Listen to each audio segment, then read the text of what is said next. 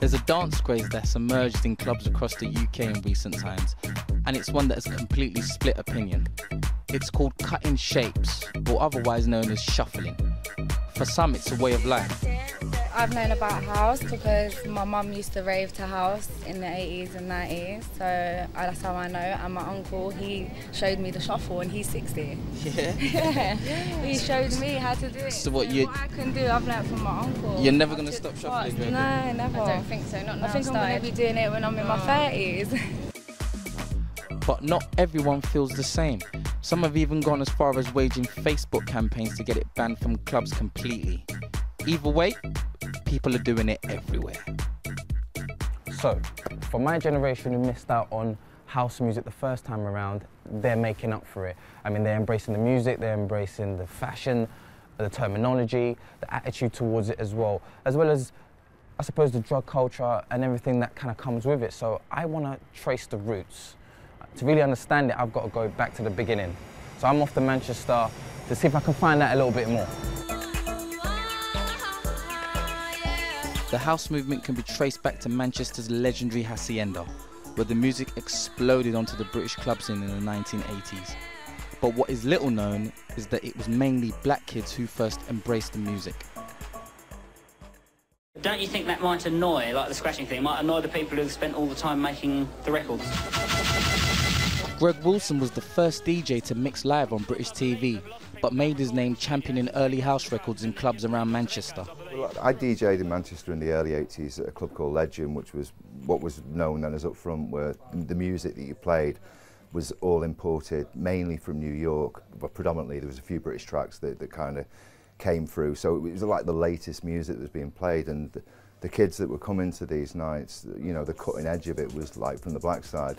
So it was the black crowd that literally brought house music into the hacienda. I mean, the story that's told is about a kid coming in with a copy of Adonis, No Way Back, and giving it to the DJ Mike Pickering. The other DJ, he remembers the actual occasion. He said he wasn't so much a kid, it was a bloke who came, black guy from Moss Side, and it was from there that house music really started to find its feet. Greg played me one of the early raw house records, which brought in a new kind of music where the beat track is everything and a song can be composed of drums alone. It's this sound that's coming back in. So this links very much to what you're hearing now? Yeah, very much so. And it's like, there's a different sound in this one. My producer mate, he does a lot of house music, he said that's about to come in now for the next couple of years or so. It's more bass driven. It's not the thong, but it's the brum, brum, brum, but it's the more rough one. It's funny when people talk about music. So while some believe raves started in a time of ecstasy-laden Ibiza super clubs, the first ever British acid house track was made by a black guy called Gerald with the era-defining Voodoo Ray. The track's producer and writer recalls the moment he realised he was onto something massive.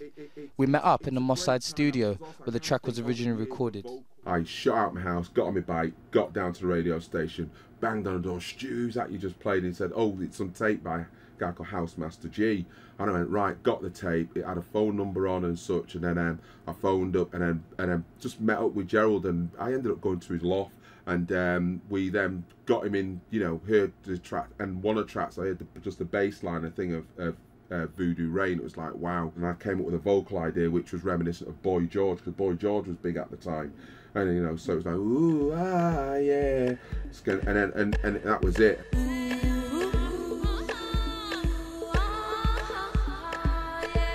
With the music inevitably came dancers, and leading the way were Foot Patrol, who adapted jazz fusion style of dancing to early house and could well be described as the first shufflers in the UK. And jam-packed into the Moss Side Community Centre in 1986 was a predominantly black crowd. In the now empty space that was once that Moss Side dance floor, I went to meet some original members of Foot Patrol. We all knew one another, so it's like one big happy family.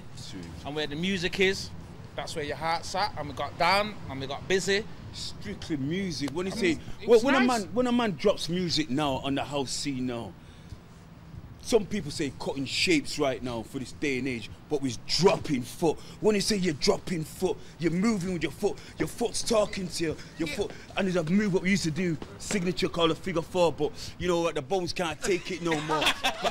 But back in the day, would have been on that. Listen to the beat now. I'm trying to follow Mr. Zip. One. The music was very important. It's the beat. Nothing to do with drugs or nothing like that. You're not popping no pills like some people. That's nothing to do with house. It was the beat, natural beat. Once the beat hits you, you're off. That's it. You're transfixed. It's like a flick. As the scene grew and became more mainstream, it pushed out most of the black ravers who were just not into chemical drugs, and increasingly packed dance floors meant less space for cutting shapes. So new scenes were created. Jungle, drum and bass, UK garage, and then onto grime, which is the music I first started raving to. But I'm increasingly turning to house. I want your body, everybody wants your body, so let's jack. Because of the good vibes, good people, and good music. House music has come back to its roots, and people can't get enough of it.